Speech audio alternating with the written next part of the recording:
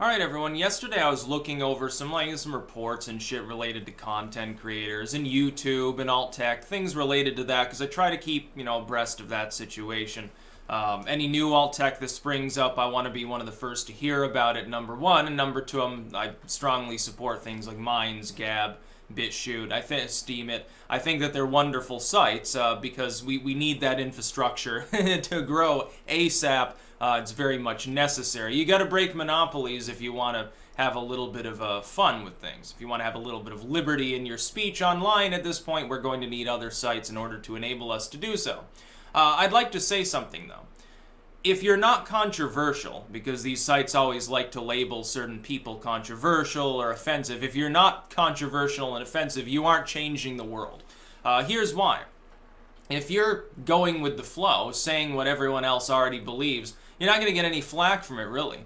The worst that you'll get is you'll get ideologically partisan flack, maybe. If you're weighing in on politics or religion, you're automatically going to get some pushback, because the world's not hegemonic. In the US, it tends to be most people fall roughly into one of two camps. They're a partisan Republican or a partisan Democrat.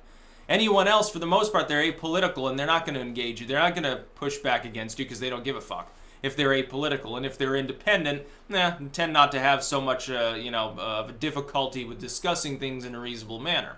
People who are partisans are the only ones that are going to give you a problem. If you're talking about religion, you can be talking about a very mainstream or boring, mundane view. You're a mainline Islamist or a Catholic or something.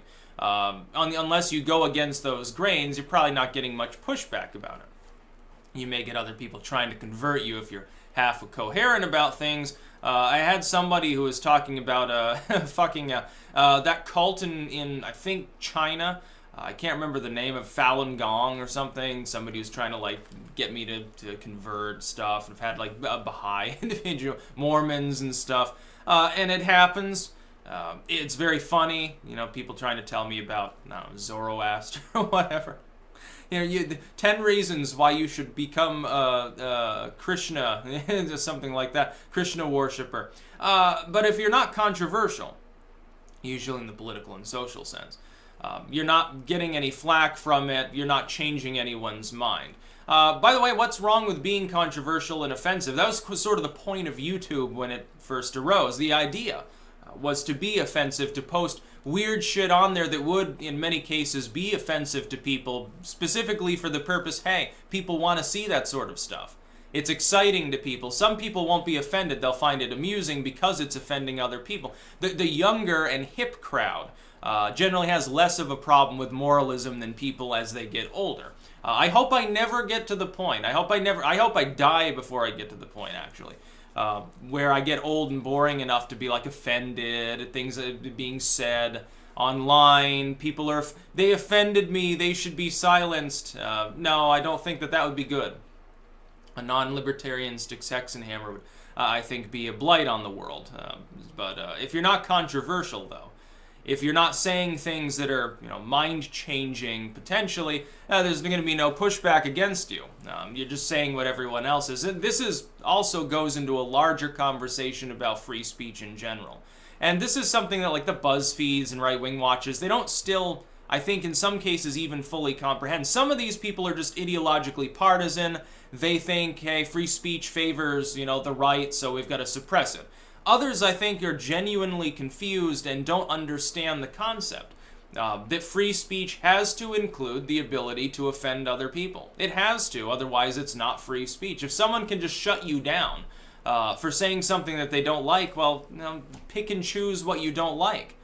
That's going to be, because of the population of the world being many, many billions of people, somebody's going to be offended by anything that you have to say. Some psychopath will be offended that you think murder should be against the law. Does that mean that what you're saying should be banned because somebody, feasibly speaking, who's a psycho, might get concerned about what you're saying? And they might, psychopathic church wives club would be very funny, a concept for a B-movie horror or something. No. I like the fact that I get a lot of flack for my material, and that comes from the right too, let's face it. If I'm making a video about my views on Planned Parenthood, most of the comments that I get that are concerned about the content, they're coming from people who are religiously right-wing or something. It's not coming from someone who's a liberal. Meanwhile, if I'm talking about offensive speech, as I am now, imprisoning Tommy Robinson or something, yeah, it's primarily leftists are going to be concerned. They're concerned because they know that they're wrong in that case, and of course they're going to give you pushback. It's a controversial view.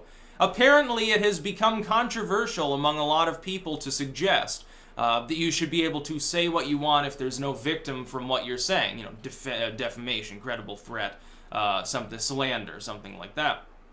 Apparently that is now an out there view, which you could have fooled me. I always thought that, you know, even people on the left generally, 10 years ago this was true, believed in the rudiments of free speech. Now, they understood the government wanted to go off and kill people overseas. So anytime someone got censored on Facebook and they were in the under 30 crowd, they assumed, oh, you know, Bush had me banned. You know, they used to understand that this actually could happen. Oh, I got banned for political reasons. Well, fucking no shit. Happens all the time. Oh, my group got investigated by Lois Lerner's IRS. Look and see, behold. It wasn't just right-wing groups. There were groups that were left-wing, and all the people on the Democratic partisan left said this was an exoneration of the IRS. No, it was the IRS being weaponized by corporatist neoliberals against both progressive uprising groups and the new right. That's what ended up happening. And those are controversial views, because the people in charge of our society are a bunch of establishment morons. To learn who rules over you, find who you can't criticize. Who can't you criticize without being called a conspiracy nut or an extremist? The establishment itself. There's your answer. That's who rules over you, a bunch of lame-brained banksters and corporate CEOs and craptivists and NGOs and all of their associated political pawns. That's who rules over you. It's a sort of an oligarchic structure. We've gone past the period of democracy in which people began to fuck with the nation's fiscal system, and now we've ended up with an oligarchy, and these people want to blame capitalism. So that's another view that apparently now is out there. Belief in the ability of people to own the means of production and get ahead and not be overly burdened by government is now considered a form of greed.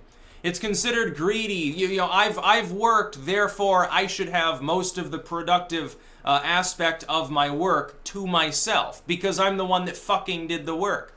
Oh, you're greedy, they say. Even if you're not rich, you don't have to be rich to be called greedy by being a capitalist anymore by some kid who's wearing a Walmart Karl Marx shirt, which is about the most funny thing ever. This Che Guevara shirt, you got it off of eBay. Yeah, and there's no corporation involved there. I'm sure it was locally sourced fair trade cotton, and it was made by someone who, you know, has decent worker protections. Of course not. A bunch of hypocrites. And changing the world is fun. Being offensive is actually hilarious. You know, what it means to be offensive changes from decade to decade, so don't worry too much. Like, if you get defamed by BuzzFeed or something, I gotta talk about them in a minute. You get defamed by the legacy media. They're saying you're an extremist, you're really out there, you're offensive and something. Who fucking cares? Look, they're gonna go the way of the dinosaur soon anyway. Most of these sites are dying. Thank goodness. And good riddance to bad garbage. That's about all. Peace out.